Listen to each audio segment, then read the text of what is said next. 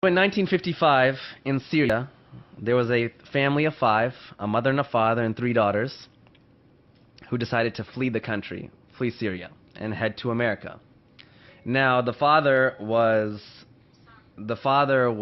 the wife and the 3 daughters, listen, I'm going to go to America, I'm going to go to California, I'm going to get everything set up, and then 3 weeks later, you and the 3 daughters come meet me in California.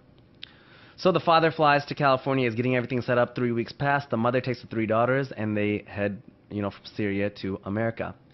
Their first flight was from Syria all the way to New York City, where they had a layover. Now, when they landed in New York City, the customs said, hey, you guys are here new to America. You need to take all your hijabs off for the green card photo so that you guys can, stay in America. So the mother, being by herself, not really knowing the English language, is nervous and scared. She said, okay, she took the hijab off and took the photo, put it back on. Next oldest daughter did, second oldest daughter did. The third daughter, a 13-year-old girl named Hala Atik, said when it was her turn, hijab is part of my faith, and I don't want to take it off for this photo.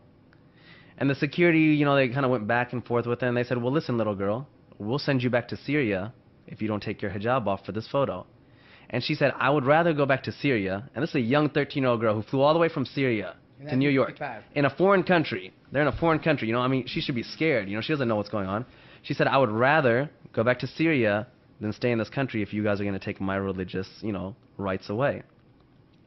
Security came. Management came. They put her in a back room. They made each older sister go to her separately and talk to her.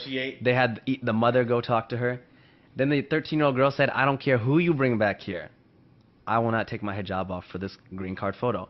After 2.5 hours passed, the whole security's there, management's there, cops are there. They finally said, hey, little girl, you can keep your hijab on, you can take the photo. And I have the photo. It's a beautiful photo. It's a black and white photo. What year is this again? What was this? What 1955. Year? Wow. Now, the mom is super upset at this time because she's nervous. She's missing her husband. Syria to New York is not an easy flight. And she's like, you're so stubborn. Why don't you just listen to me? So they grab their suitcases, and she's like pissed off at her daughter. And they run to their next gate. They miss their flight. So now this family who spent all their money, they're like, Syrian refugees. They're now like even more scared and even more worried. And the mom's like, now what do we do? They go to United Airlines. They talk to them. They negotiate. They're like, well, we can't do anything. You guys are making it difficult. Finally, they mutually agree that we'll put you on the next flight to California. They get on the next flight. While they're flying to California, the mom is yelling at this 13-year-old girl like the entire time. Like, you're so stubborn. I miss my husband. I'm tired. They land in California, and their husband's, the father's there, and he's in tears and he's crying. And he's like, you're alive, you're alive.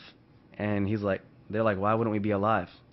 The flight that they were supposed to get on, American Airlines number 191, crashed, killing 295 people.